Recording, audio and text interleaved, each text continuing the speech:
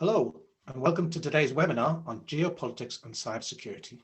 My name is Phil Jackman, and I lead on CyberNorth, Dynamo Northeast Cybersecurity Cluster, supported by Accenture and the Innovation Super Network, and recognized by the Department for Culture, Media and Sport and the National Cybersecurity Centre as representing the region. I've been helped with today's event by Exponential E, and I'd like to introduce my good friend, Carla Ward. Sorry, I'll call her West. I'm calling her Ward. Ward's my middle name, but there you go. I had that conversation before. My good friend, Carla West, Business Development Manager, to say a few words about the company. Are you there, Carla? I am, Phil. So thank you. Yeah, it's all right. Answer to anything. Well, thank you for welcoming us onto or helping you host this geopolitical talk. Exponentially is a managed services provider, and we've been working in the region for the past 2 years and just assisting clients in understanding what's available to them out in terms of cybersecurity needs, how they can, transform from moving things on-premise into the cloud using Amazon and Azure services, and then all things cybersecurity, which is what we're here to really talk about. excellent. Thank you very much, Carla. And the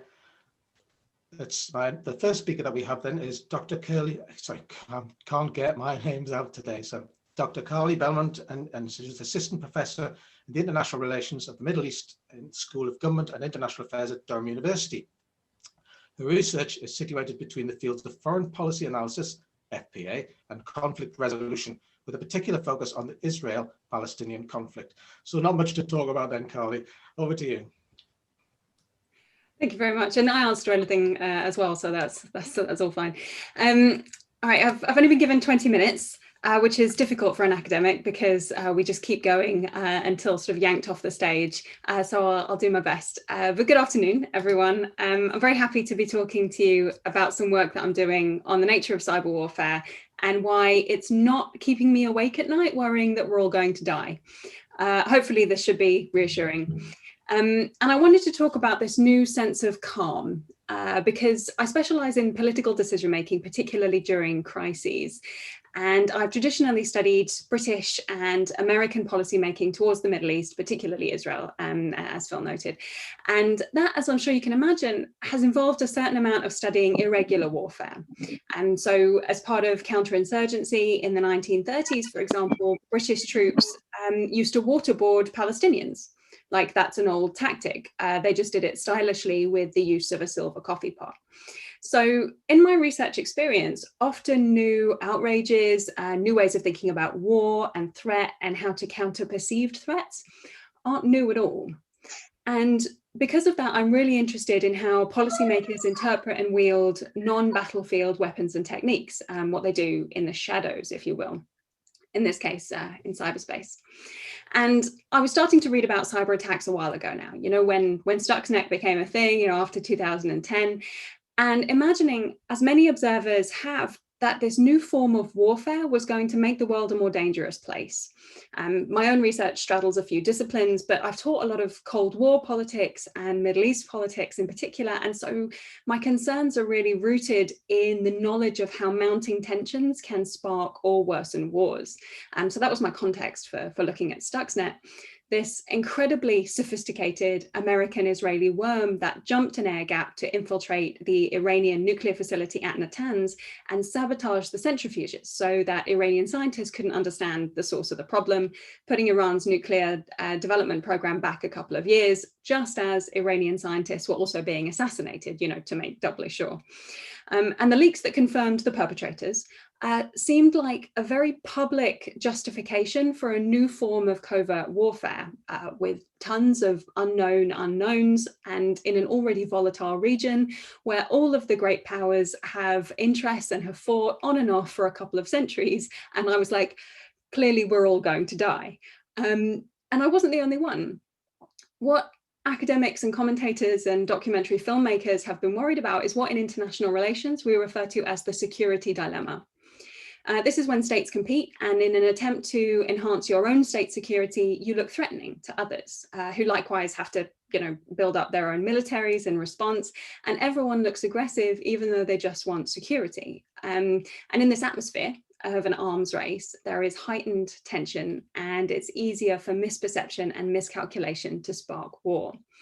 And it's felt super easy in recent years to look at American cyber tactics in particular, because that's possible, because there have been whistleblowers, and say that this feels dangerous, this feels irresponsible, it's risking tensions, it's risking wars. And that attitude is understandable. It would fit with what John Snowden said. He pointed to the US Cyber Command and called it an attack agency. It would also fit with what we know about the mindset of generals like Flynn, like Mattis, who come from this age of aggressive tactics based on American technical superiority. It would seem to fit with popular calls for striking back to establish deterrence and against everything from Chinese copyright theft to Iranian nuclear development to Russian electioneering to North Korean bank robbery. And it's not too far-fetched to say that cyberspace is what states make of it. So if it's treated as a realm of dirty tricks and even warfare, then that's what it is, with all of the potential for spillover, right? That's what we're scared of. What if what happens in cyberspace doesn't stay in cyberspace? I can completely understand those fears, but they're not necessary. Spoiler alert. I offered up some initial thoughts on this to something called the Durham-Dartmouth Global Hub in New York last year. And my thinking is, okay, so I can completely understand those fears, but they're not necessary.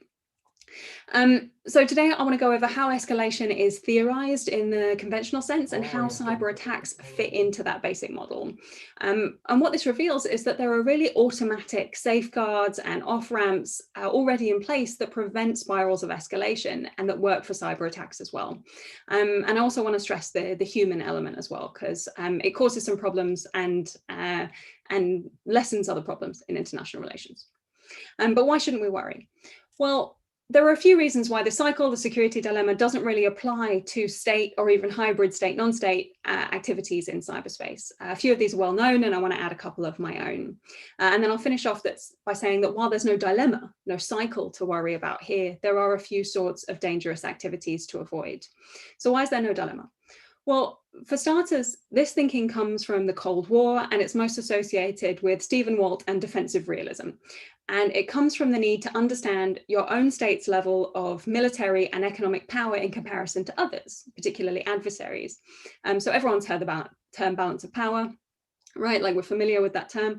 Well, we need to maintain the existing balance or the existing ratio of power between states to avoid creating conflict.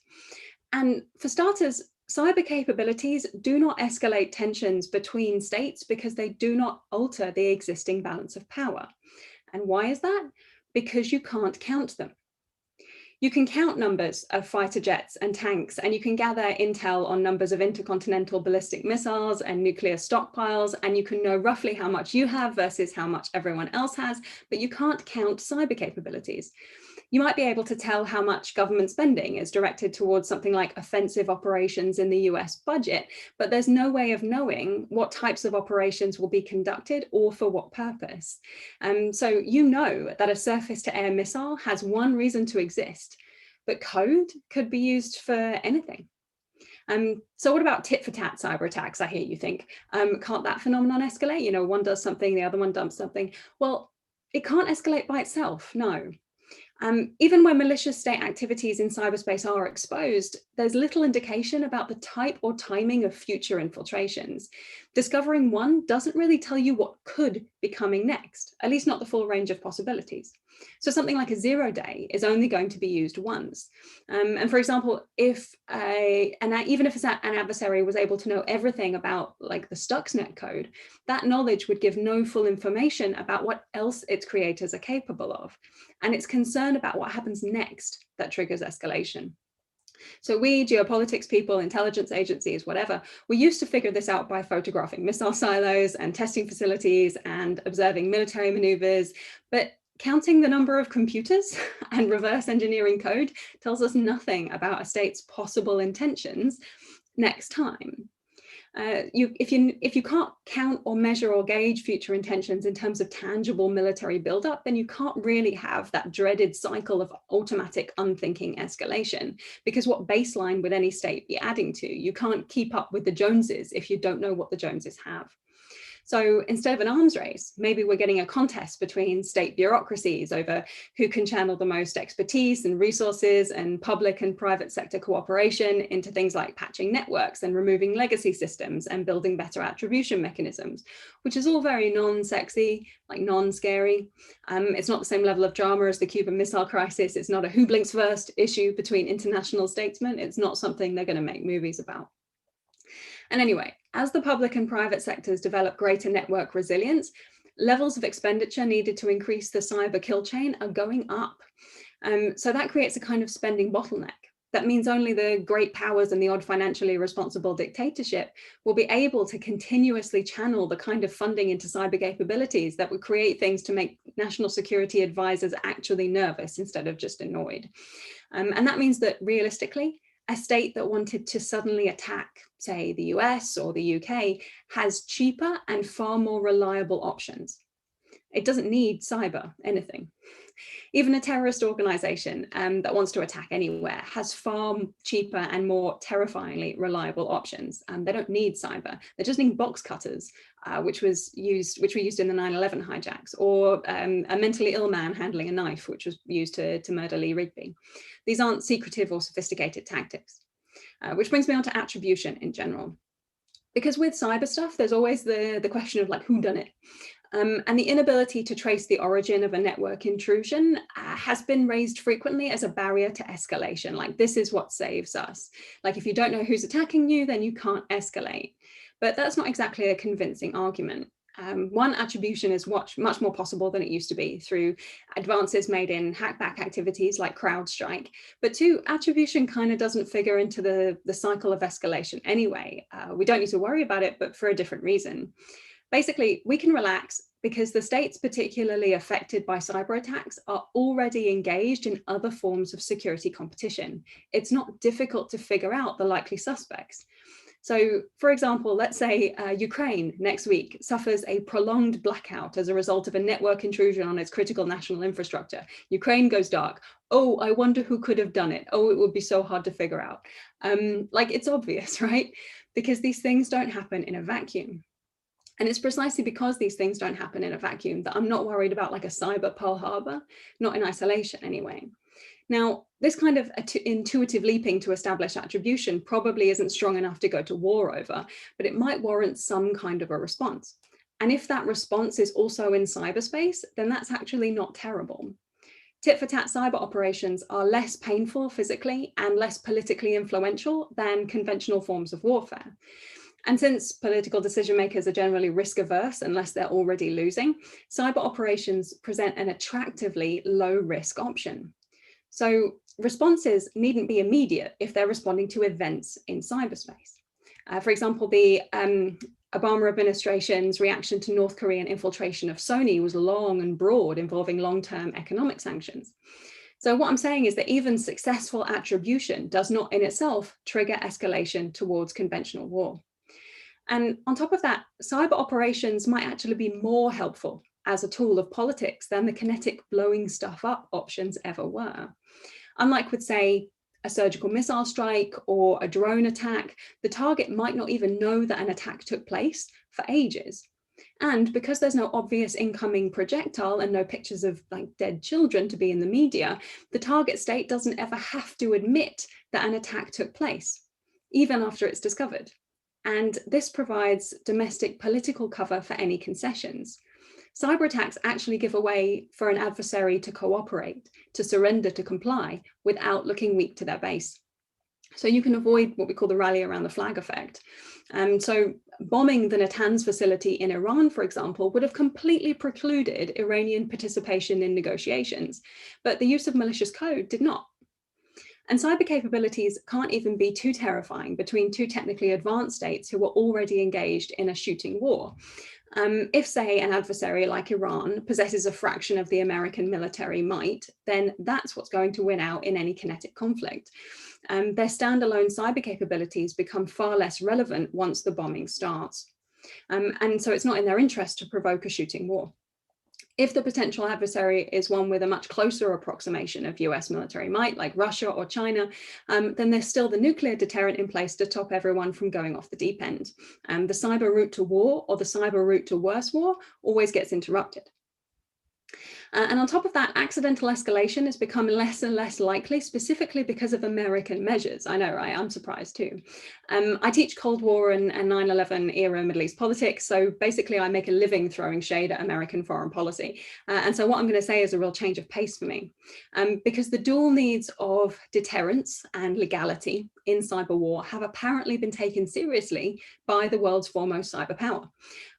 There are two types of deterrence, obviously. There's deterrence by punishment, which might be diplomatic, economic, or use traditional military measures, or hackbacks to respond to malicious activities in cyberspace. But there's also deterrence by denial, which refers more to the resiliency that you need to absorb and rebuff intrusions. And both of these forms of deterrence aim to increase the adversary's costs of attacking you to the point that it becomes unattractive as an option. And in cyberspace, they can be closely related. So Ash Carter, way back in 2015, outlined the response to Russian intrusions of the American Department of Defense networks. Russian operatives gained access through a legacy network that hadn't been patched, and that compromise was identified, and the intruders were monitored and kind of kicked off the system in a way that minimized their chances of being able to return. So there's defense there, and there's a bit of retaliation there, and that's been done successfully. And that's years ago now. So these processes are already established. The mechanisms of deterrence exist, and they'll keep developing. There's also been a surprising attitude of transparency in recent years. The creation of the Cyber Vault at the National Security Archive in the US is a great example. It's an almost thrilling collection of declassified documents that are so recent. A lot of us, stumble onto the website and we're like, oh, are we allowed to look at this? I'm not sure. So this stuff has come out of the shadows way more than you might expect, way more than I expected it to. There's a new deference to transparency and to the rule of law. And that deference means that things like Operation Glowing Symphony, that was orchestrated by Joint Task Force Ares, that was the cyber warrior component of Operation Inherent Resolve, that was the US mission against the Islamic State, good, we're all caught up. When those operatives have discovered malicious actors working within the United States, they're able to refer those cases to the FBI. And then it becomes a law enforcement issue instead of a warfare issue. That's upholding the rule of law. Similarly, the Cyberspace Solarium Commission, which was an intergovernmental, interdisciplinary, bipartisan body that was created last year and delivered its report to the US in March of this year, they were specifically tasked with clarifying the relationship between rights and security and responsibility of states in cyberspace. That was all about upholding the rule of law. Even going further back to Stuxnet, it was impressive for how targeted and discriminate its payload was, which strictly adheres to the norms of warfare. You only attack something very specific. And so there's been a deference to legality that's become part of the public and governmental discourse in the United States about its cyber capabilities. And that's a really powerful signal to the international community about intentions. The US government doesn't seem to be treating cyberspace like it's the Wild West. That's a really good barrier to accidental escalation. And this point about signaling is really important. It's generally how we talk about de-escalating all forms of conflict between states. But how do you judge an adversary's intentions, their signals? Well, intelligence agencies generally start with the counting. So if a state begins building up its military, that's treated as a signal, it's a sign of something. Intention becomes a sum. It's a collection of known and unknown capabilities, probabilities of attack, and expected damage. That is not how national leaders, particularly presidents, judge adversary intentions. This is called the selective attention thesis. And it means that the information that presidents take in and how they interpret that information, especially in situations of mutual distrust, this is governed by heuristics, by mental shortcuts. So the key mental shortcuts for national leaders are vividness and subjective credibility. Vividness means that decision makers pay attention to information that is particularly vivid. And in terms of adversaries, that generally means information that is presented through face-to-face interactions, because direct contact like that feels unedited, it feels authentic and exclusive, it feels presidential. And historically, US presidents have really relied on their personal impressions of foreign leaders to gauge their intentions, good or bad. So leader-to-leader interaction is the most powerful form of signaling. And since there is this high-level government interaction between the United States and every single rogue regime in the international system, including North Korea, I'm not worried about there being accidental routes to war through tit-for-tat cyber operations, because this talking channel exists. And on top of that, subjective credibility means that what's going on with malicious cyber activities is business as usual. Subjective credibility means that decision makers often completely ignore particularly quantitative indicators of adversary intention. So they ignore numbers, they ignore hard evidence, and instead they rely on their own personal theories and biases about the link between the characteristics of their adversaries and the intentions of their adversaries. So they seek out information that confirms their expectations, and they often ignore otherwise useful information. New behavior is interpreted to fit with older ideas, so the behavior of adversaries is treated as adversarial. Go figure. And why is this important for cyber stuff? Well, isn't it interesting that the main perceived threats in cyberspace happen to be states that are already considered security threats in other ways? I mean, I would posit that the United States, the Western world, doesn't have a cyber war problem to work out. It has a China, Iran, North Korea, Russia problem to work out, which is long running, and of which malicious cyber activities are just one part. Estonia is remarkably cyber savvy, and no one is worried about them because they don't appear threatening in any other way. And this category of pre-existing threat, this is something that's easy for military planners, for diplomats, for domestic decision makers, for legislators to understand. It's familiar. So there isn't this vast new realm of vulnerability with scary potential for overreaction and misperception. The cycle of escalation that we outside observers fear, this actually requires an awful lot to go wrong with signaling. Cyber escalation to kinetic war would only happen if there were unprecedented changes in state behavior and leader cognition. And I'm a worrier by nature, and I'm not worried about this. And you shouldn't be either, mostly because we have this awesome example of how things haven't gone too wrong. And that was Stuxnet, or Operation Olympic Games, as it was known to the NSA. When the Iranian leadership realized that the centrifuges at their nuclear facility at Natanz were shattering because of an American-Israeli weapon of cyber sabotage, that was a pivotal moment, right? That changed everything, right? Only it wasn't, it didn't. It prompted a massive Iranian investment in cyber capabilities and prompted Iranian attacks on Saudi Aramco and US banks, but the effect has been minimal in geopolitical terms. There's been no cyber arms race, no alteration in the balance of power in the Middle East or in the Gulf specifically. Saudi Arabia still spends astronomically more on arms than Iran does. Israel still possesses a massive qualitative military superiority. The balance hasn't changed. Wising up to the existence of cyber weapons after 2010 just gave the Iranian Revolutionary Guard a new way to be a pain in the arse, which is something that we've all gotten used to. We're used to physical intrusions into the politics of Lebanon and Syria and Gaza and Iraq and Yemen, and now they just come with network intrusions too. There's been no cyber escalation to war, just good old-fashioned war, which is a different problem. But like I said, business as usual. But I do want to add one caveat real quick. Because there is this danger of going too far with something called defending forward, which is proactive defense in cyberspace. It's a term that's been used to describe US Cyber Command. They defend forward. So, for example, both Russia and the US have been attempting to compromise each other's critical national infrastructure for many years now. They want the ability to knock out the electricity on a large scale, for example. And that's not inherently terrifying as a thing between great powers. It's like making sure your intercontinental ballistic missiles are actually capable of hitting your enemy's capital city. Like, it's normal, it's good practice even. So what I mean by going too far is in peacetime, threatening another government's political survival. So in a state like the US, where freedom of speech is highly celebrated, there is a certain tolerance for information warfare and foreign propaganda and clandestine attempts to influence elections. Authoritarian regimes, though, can be much, much more sensitive to these activities because their regimes are more precarious, they're less legitimate, they're more susceptible to internal defections.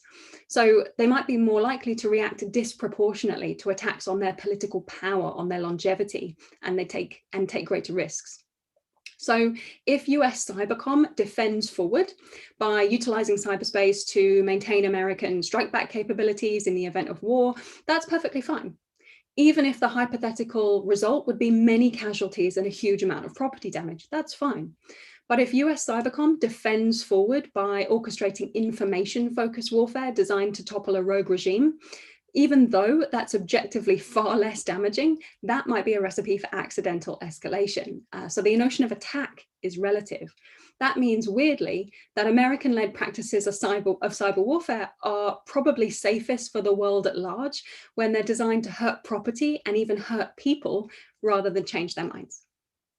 So that's all I've got. Thank you very much for putting up with me. Wow, I can sleep tonight. Thank you.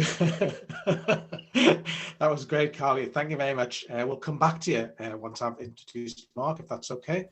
I meant to say, and I've just noticed some people coming in through the chat, if you do have any questions that we'd like to put when we come to the session towards the end, if you just put them through the chat and I'll present them to the speakers. Okay, thanks very much for that, Carly. Our next speaker is Mark Belgrove, who's the head of cyber consultancy at Exponential E, a respected security professional. I said that, I'm sure you are, with more than 20 years experience in the IT security market, with a solid background in delivering security policies, procedures and standards. Over to you, Mark. Wonderful. Thank you very much, Carly, for that presentation. I'm going to try and screen share and show my slides because I'm not as proficient as you are with regards to just talking off the cuff.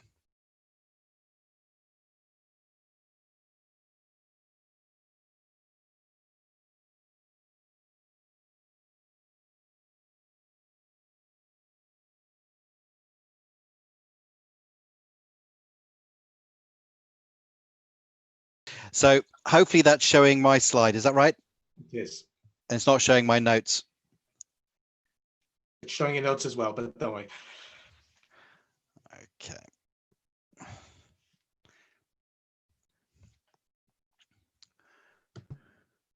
I'll just try and change the screen.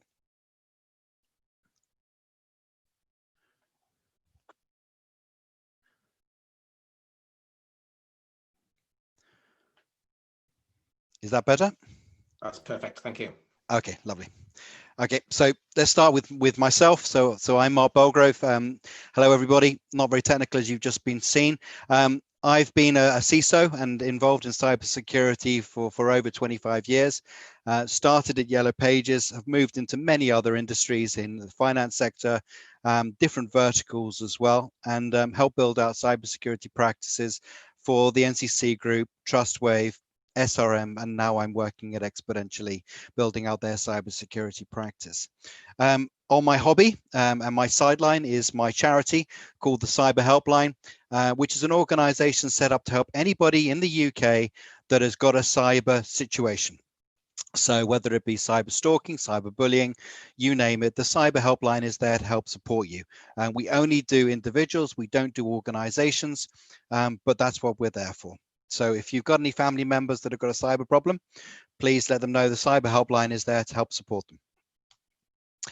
So moving on, I just want to take a step back following Carly's brilliant presentation. I wanted to step back into what used to be and what is starting to be the threat landscape. So back in the early sort of 2015, you can see malware was the #1 thing that was used to attack organizations, and you can see in 2020 it's not anymore, and the phishing has then got up there. So phishing is one of the key attack vectors, and again, like Carly was alluding to, with regards to educating the people. Educating people is one of the key things for any cyber defense on a country, on a nation, and also an organization. So educating the people will obviously help reduce these phishing attacks significantly, and hopefully the people will start attacking in a different way. But you can see over time, the attack vectors have changed. Right, 30 years ago, the risky business. Step into the time machine. So back in 1988, it was a notoriety. Hacking and cyber criminals was a notoriety thing. It was trying to be known for, oh, I managed to do this. I've managed to deface this computer, or I've managed to get into the system. Obviously, before websites were really predominant. Then going across, it was media attention. So when it got to 1998, it became media attention, wanting again to create a noise. By the time it got to 2008, it started to become financially driven.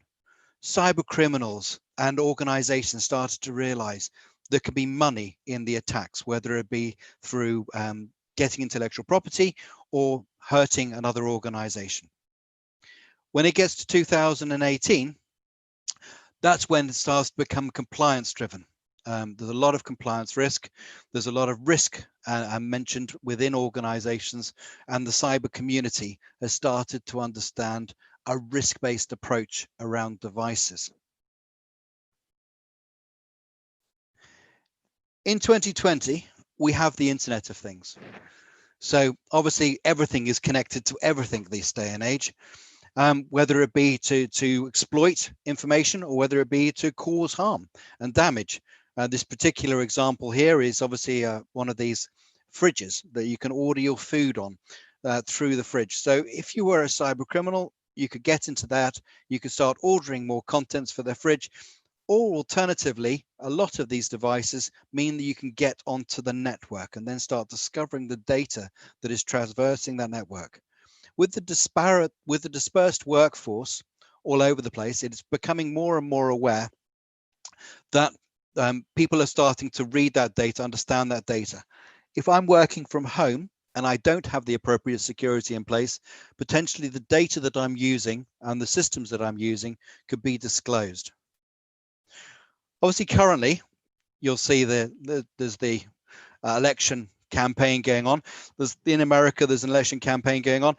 There's been all sorts of media coverage around whether it's been affected by nation state, whether organizations have been deliberately using social media to stipulate certain things, as Trump called it, the fake news situation. So that is a thing. There is definitely a thing around that, and depending on which social medias you're tapped into, one might well sway your decisions.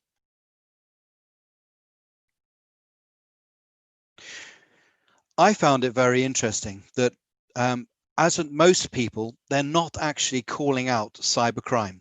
So, for instance, I've never heard Boris Johnson yelling out, "Oh, there's a cybercrime. We are being attacked by other organizations and other countries." The Australian Prime Minister was one of the first people that I heard particularly call this out and raise it as a concern.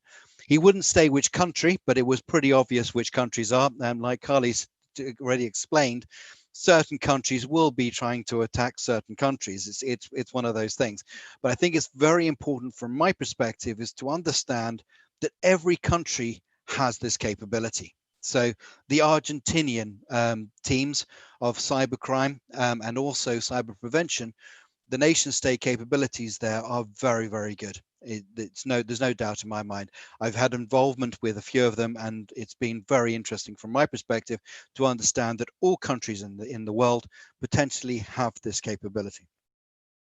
In the media, however, like CNN, they will highlight specifics, and it's nearly always just highlighted America, Russia, China.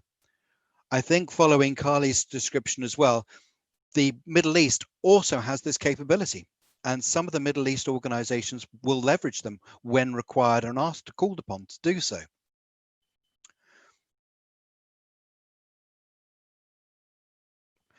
There are obviously attack groups within countries as well, but that's not nation state. That is just attackers and attackers being utilized and leveraged.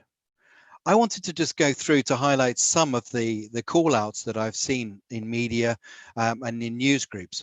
So in June 2020, there was this situation where some Kurdish individuals in Turkey and Syria were going out and using cyber as an attack vector. Again, the Chinese in June 2020, and I can go through, and there's a lot of different examples of different types of attack. Nation state attack, where they're going in and whether they're affecting human rights because it's against that country's feelings, or whether it be trying to be politically motivated. So trying to, sorry, just bear with me. I've got a number of pop-ups that are hiding my screen. Right, so North Korea, for instance. So the point of this journey is to highlight that there is lots there has been lots of different countries involved. It's not just one or two countries. Yes, in the media, there's a lot of talk around China and Russia and America, but it's important to bear it in mind that it's all countries around the world, pretty much all countries around the world, have a nation state capability. Whether they leverage it or not is another matter. But some of them are doing it for good reasons and some of it doing it for bad reasons. But most of the time, they're doing it for monetary reasons, whether it be political, trying to make sure the right person is being elected in some of these situations, or whether it is to make that organization and that country more substantially viable. So I've been involved with an organization. It's not a geopolitical, but it is a financial. So this organization was looking for manufacturing within another country in order to get cheaper labor. That organization's data was leaked out. So during the negotiations, a prime example, this organization had gone into the country to have a look at the manufacturing plants that the country was going to submit to this organization and say, look, here we go. Come and develop, come and manufacture in our country. We will provide you these factories to help you. And then what had happened is the teams had gone back to discuss things within their organization and realized the factories they viewed wouldn't meet Western standards. So they would not be acceptable. So if it ever got out in the media that they're manufacturing in these conditions, it could have a substantial brand damage. So what they thought they would do is they were going to go back, renegotiate with the country and the negotiators and say, look, can we have some land? We'll build our own factories and then we will be giving you the money, etc., etc. Now, before this all happened, they flew over, ready for their discussion. The particular negotiators threw down plans for land before the negotiations had started to discuss this. So they immediately sort of questioned how do you know to just put this on the table as an offering? To which there were some very sort of red-faced people and a bit confused. But eventually it came to light that potentially they had been looking at some of their systems internally, but again, not for any sort of bad motivation, but just to make sure that they are doing the right things in negotiating and they are going to win this business going forward. So what should be considered as an organization? So organizations historically were laid out where they did staff awareness training, malware protection, data protection, understanding controls, and then build a compliance regime and making sure that they are compliant to specifics. In my view, in 2020, I think it's really vital for most organizations to turn this around a bit. Understand the controls they've got. They're dealing with a number of organizations that aren't fully aware of their security capabilities. Understand your security capabilities, because from there, you'll be able to start defending and you'll know where your weak points are. Then you can move on to things like malware protection from the IT perspective, data protection if required, and then staff awareness. But staff awareness is still key. But from my perspective, making your staff aware of problems that you've identified, I think is important, rather than just general staff awareness training, because a lot of people just turn off and think, yes, you're only doing this because. They're not bringing it to light to say, well, the reason why we're training you on this specific thing is because we are vulnerable to this. So please make sure in your personal life and in your company life, you are protecting yourself appropriately. So thank you very much for listening to me. If you need any more information about Exponentially or get involved with us, then please reach out to Carla West at Exponentially. And on that note, I'll hand back to Phil.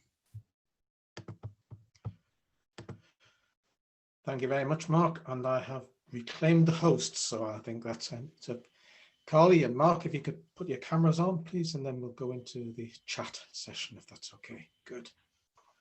And your microphone as well, Carly, if that's possible.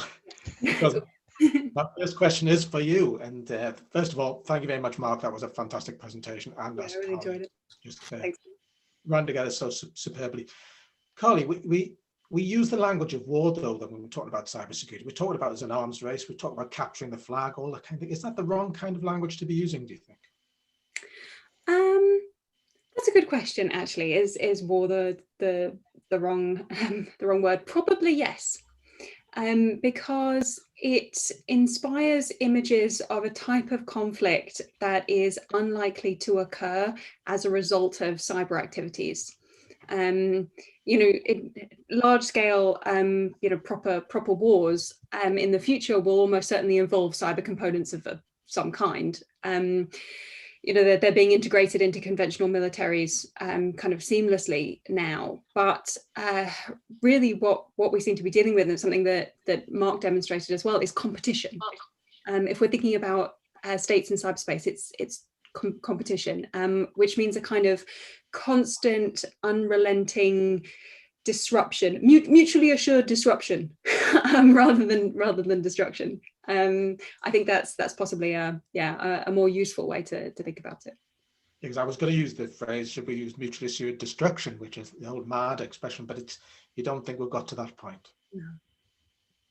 Okay, so that's interesting. So Mark, you talked about the effect that these have upon people and how, or rather what businesses can do to mitigate against these risks.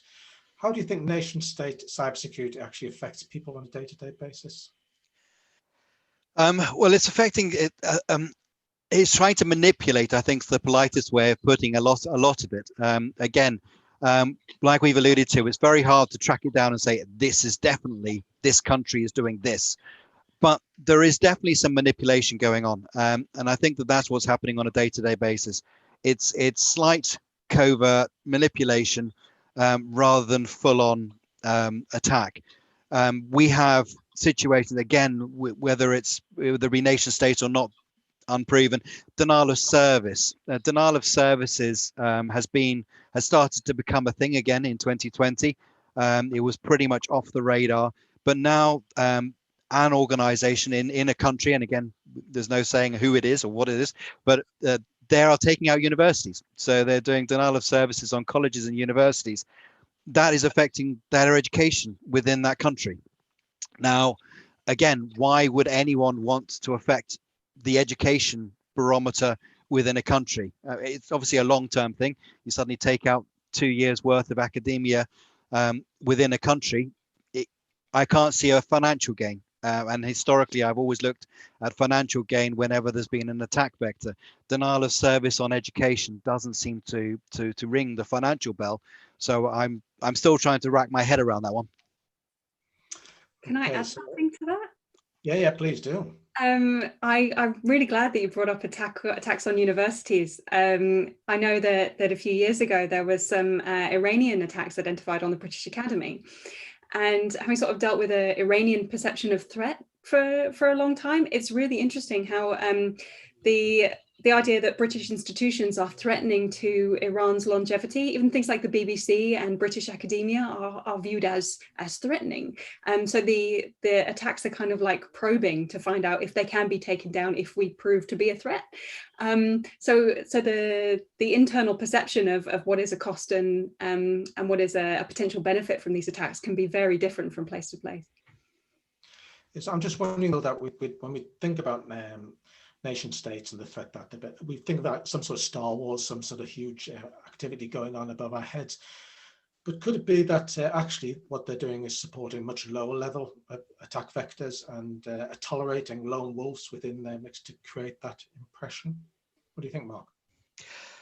I think there's certainly something underlying. Let's put it this way. So in some of the situations, the cyber situations that have happened, the person or the corporate or the culprit, the finger pointing, has gone to an individual that couldn't have had that capability.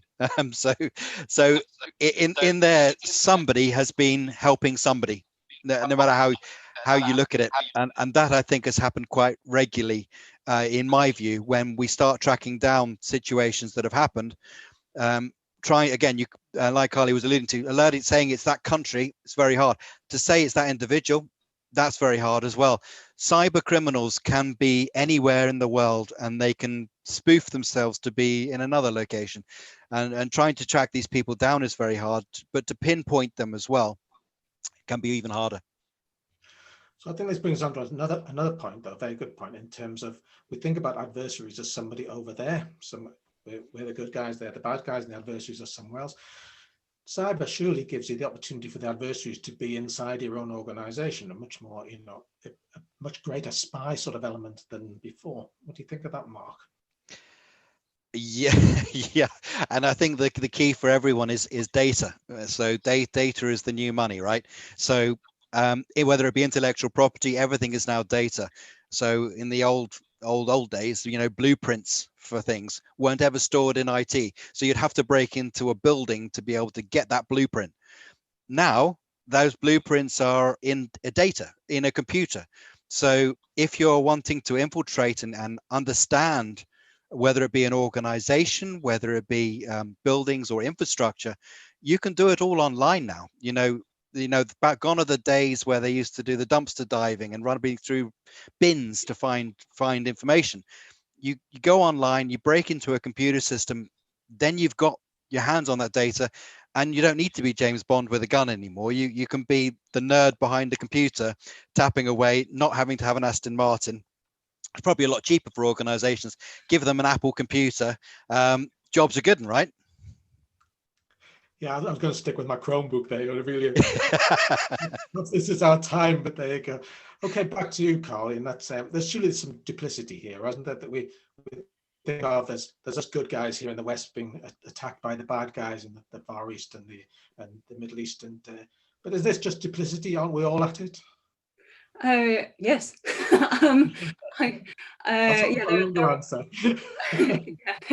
There are no good guys and bad guys, unfortunately. And I've studied a lot of British Empire in the Middle East, and we've done some really, truly terrible things. I used to have a slide that went with this that, said, we're guilty of war crimes in many places. So yeah, I think it's actually easier to analyze the whole situation if you assume, as Mark mentioned in his presentation, that anyone in possession of a military is also in possession of some form of cyber capability, and you don't necessarily know under what conditions they're going to use them, and just to assume that across the board without kind of applying a value judgment to it. Okay, so surely governments know this is going on, don't they? Is this just the price we have to pay for good communications across the world? Carly.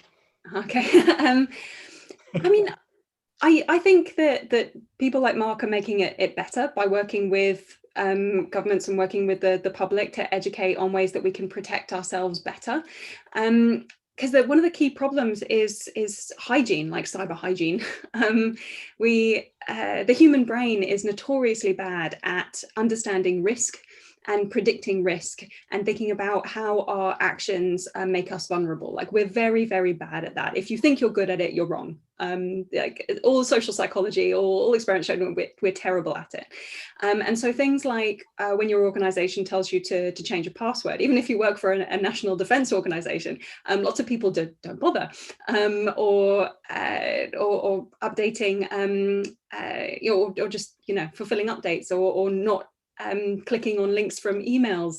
It's kind of like basic cyber hygiene stuff, but people think, oh, that's not a risk to me. I don't see that being a danger. I'm not going to do it. And it's kind of a split-second decision. So I think it can be better if you listen to the professionals and listen to the procedures that they've worked out for you to follow, and don't try and do your own risk assessment. Yeah, it can be better. Did you talk about, Carl, you talked about defending forward, I think was the expression that you used. Is there a threat, do you think, from if all nations are defending forward, that we get to a point where we have a lot of latent risk within the system, a lot of attack potential that just, when it comes around to it, they could pull off the shelf and use? I think that there will be more and more attack capability, but as a result, there'll be more and more resiliency, and more what you might call defense capability. I don't really like the attack defense difference with cyber warfare, because it's not physical. There isn't a barrier to cross. Defending against cyber attacks is more like dealing with a public health crisis. You have to be able to absorb a certain amount of defeat and move forward. what was the question? Yeah, so there will be more capability available, but because these automatic off ramps exist, I'm not worried about it being suddenly used without any prior like warning system at all. Like we generally see patterns of rhetoric between states, we see patterns of other forms of security competition between states, and if one suddenly wanted to attack the other, it is way cheaper and more reliable to just throw something at them, using jet fuel. Yes, absolutely. But we've seen a couple of notable attacks on universities locally recently, in the middle of a public health crisis as well, and the purposes there. Do we know what the purpose behind these attacks were? And do we know if these were lone individuals or states that were trying to do this? Were you aware of this? When we were doing research, the IPs that were attacking the organizations were from other countries. But like we've alluded to already, that can be hidden. So you can be hidden all over the place.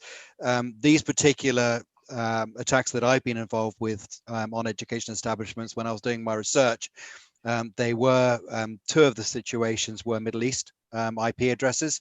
So not to stipulate that it was those countries, but that's just what we found. The other thing that we're seeing a lot of is, again, very intelligent, very well funded attacks on medical establishments is something else that we're seeing a lot of as well here. So not only on the education side, but on the medical side. And on the medical side, the IP addresses are coming from China, Russia, and America. Now that's just irony, right? So after saying that those aren't the main key events, well, they're the ones that are attacking. And we've got in our infrastructure, we've got a number of medical research organizations that rely on us. So the fact that they're being hit by these kind of IPs, again, it seems that they're not succeeding currently with all the monitoring that we've got in place, but it is looking that they're trying to get intellectual property. So is it possibly more just a way of a small dog versus a big dog? It can't take it down, but it could nip at its ankles and make itself a nuisance and pin bigger countries down. Do you think, Mark? I think that from my perspective, it's almost sort of like knocking on the front door and then somebody breaking into your back door. Is what I'm seeing a lot of. That there's a lot of noise and chatter, but it's normally the quiet stuff that gets away with it. So if people are deliberately doing sort of like a denial of service on your front door, what are they really doing on the back door? Are they trying to get into the back door and taking the data by doing so? Some of the things like NotPetya was a prime example a couple of years ago. NotPetya was supposedly not to be a data stealer. Now, whether it was or not is yet to be proven, but it did take down infrastructure, and a lot of infrastructure at that time. And that, again, was basically finger was being pointed to a nation state malware. Can I add to that real quick? I really like, Mark, that what you've just kind of highlighted there is that a lot of the problem is with human creativity. It's not necessarily the advancement in technology, but how sneaky humans are able to strategize and deploy it. And that's, sometimes what we're fighting against. Well, while we're on that subject, talking about sneaky humans, is there any threat from nation states attacking themselves in order to raise risk, raise profile, raise funding for certain departments? I haven't personally come across that one. That would be quite an interesting one from my perspective. So I'm sure, I don't want to cast aspersions, but I'm sure in America the FBI could potentially do something like that, but I've never heard of it officially happening. I think that it would be very strange for an organized a country to attack itself. But it could be, it could happen. I know that there is obviously sort of like the red team, blue team, purple team, where they're testing each other. So that does happen on a regular basis. But to actually officially attack rather than do a scenario attack, I think would be a very different thing. Okay, just while you're on, Mark, then computing power is increasing. Moore's law, all the year, whatever it is, every 18 months. So the cost of cyber attacks must be coming down. Does this just not mean that everything escalates? Yeah, so it is escalating, but at the same time, again, without going into the sort of attack defense thing, lots of people are saying AI is a thing. For me personally, I don't believe AI is officially a thing, but algorithm-based defense is definitely becoming a thing. So it's not looking through a library of this is how attacks have happened previously. It's looking at behaviors and start doing behavioral analytics.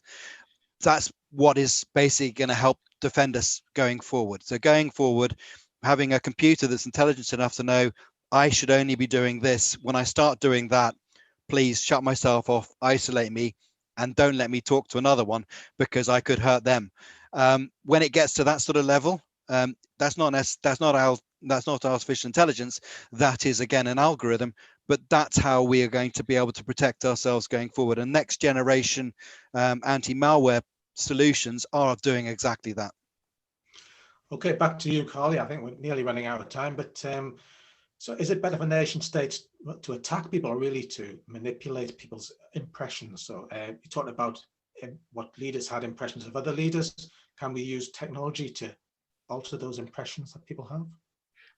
Yeah, it kind of depends on what your goal is, though. We think about the attempts at manipulation in the 2016 US election. I mean, most of that was sowing chaos, right? Like, it's quite easy to sow chaos, and we've seen it in Myanmar and India. Sort of using social media, things like deep fakes or fake news in general, or bots to spread them. But that's a very unspecific goal. So it's low cost to the sender, but it's not high benefit either, just kind of like stirring the pot a bit. Actually targeting an individual and trying to change an individual's mind is very, very difficult. And it's beyond most sort of individual political campaign strategists. So I think it's probably beyond most like lone cyber warriors as well. I don't think it's a thing that we should be massively concerned about, but the attempt to sow chaos is real and something to be wary of. As they say, it's easier to blow up trains than to get them to run on time, isn't it? Yeah, exactly. And, so should we be worried about this lack of credibility and information that's flowing around now, Carly? Yeah. Who do you believe, right? It undermines journalism, it undermines truthful information, but that is also nothing new. We're just dealing with it on a different scale now, and like propaganda is old, misinformation is old, and some of the techniques are very good. Like the George W. Bush administration did some fantastic black propaganda on the American people in order to demonstrate the necessity of going into Iraq, that was a credible threat. And you kind of have to be like, well done, like if you do it that well. So this is nothing new, and I think we're in a bit of an odd situation where people are seeing it as something new and freaking out a little bit. But over time, media literacy will improve, and I already know that there are companies working to create deep fake authenticity measures, like automatically as part of web browsers and stuff. So yeah, I'm not all that concerned. It's all going to be fine. Well, you put my mind at rest, I must admit. And of course, I believe you, Carly, and Mark, but there you go. Last question then, very quickly. Where's this all going to end up, Carly? It's all going to end up. I mean, I'm going to use my phrase again, mutually assured disruption. Like it's going to suck because, like below the level of warfare attacks are going to keep happening. And that's why we need people like Mark. Excellent. Thank you very much, Mark. Where's it all going to go? So I just want to throw it out. I mean, like Carly's alluded to, people are the thing. I found during last lockdown and potentially whatever's coming down the road next, that people can be really zoned into social media these days. So what I found is in the old days when we went to work, you could talk to work colleagues and they'd have a different opinion. They would be in different social groups, whereas now we're isolated. People seem to be manipulated and changed by social media that they do because they're not in the office to have a chat to other people in other groups. So one of the things that I've seen that has really opened my eyes is some of the friends who've come out with some amazing things to say, oh, I really believe in this. You should really believe in this. And I was thinking, well, that's mad. And I really believe in this. And then we have arguments and then it's okay, we never had arguments before. We were friends. And then tracking back and because being a nerdy analytics, both of us decided to go off and think about why we have these opinions.